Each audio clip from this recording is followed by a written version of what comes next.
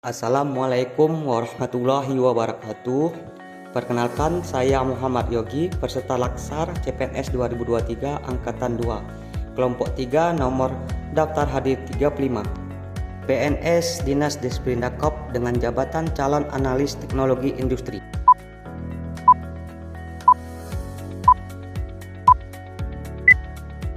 Profil instansi Dinas Perindakop Kabupaten Pidijaya merupakan dinas yang mempunyai tugas pokok pemerintahan dan pembangunan di bidang perindustrian, perdagangan, dan koperasi berdasarkan peraturan perundang-undangan yang beralamat di Komplek Perkantoran Cotring Merdu Pidijaya. Struktur organisasi dan personalia Dinas Perindakop. Kapasitas sumber daya manusia di Dinas Perindakop memegang peranan penting dalam rangka melaksanakan tugas pokok dan fungsinya. Jumlah pegawai Dinas Perindakop sejak pemekaran sampai sekarang semakin bertambah. Peningkatan jumlah ini tentunya membawa dampak positif terhadap kinerja Dinas Perindakop. Jumlah pegawai Dinas Disperindak, pegawai 23 orang, CPNS 14 orang, THL 10 orang, tenaga bakti 4 orang, PPKL 3 orang, pendamping koperasi dan UMKM 4 orang.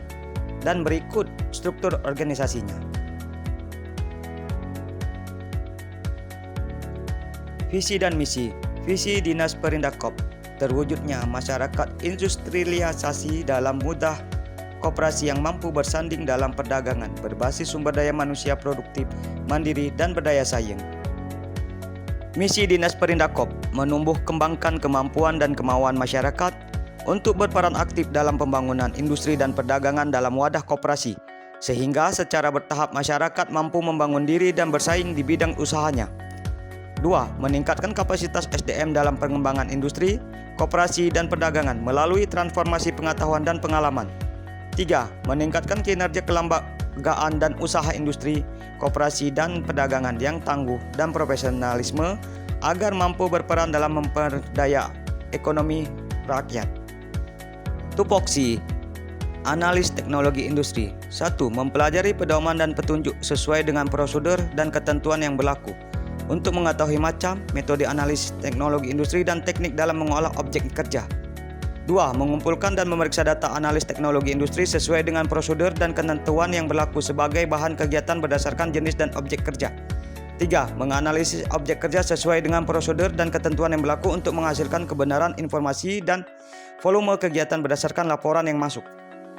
4. Menyusun rekapitulasi kegiatan berdasarkan jenis objek kerja yang masuk sesuai dengan prosedur dan ketentuan yang berlaku untuk mengetahui volume dan jenis objek kerja yang akan diolah.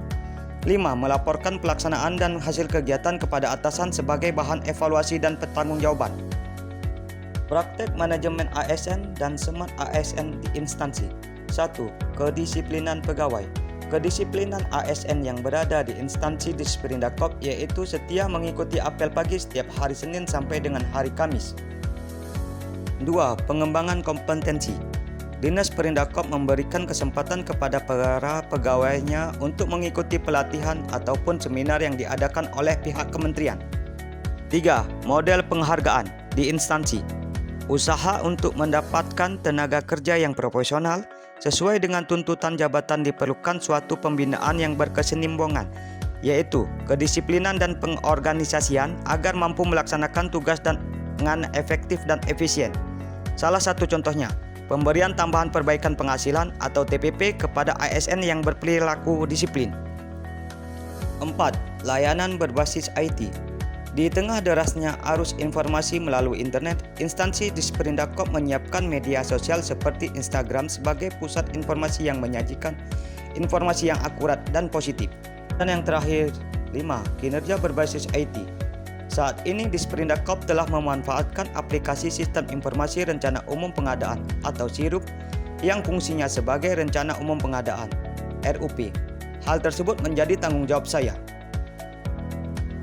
Terima kasih sudah menonton.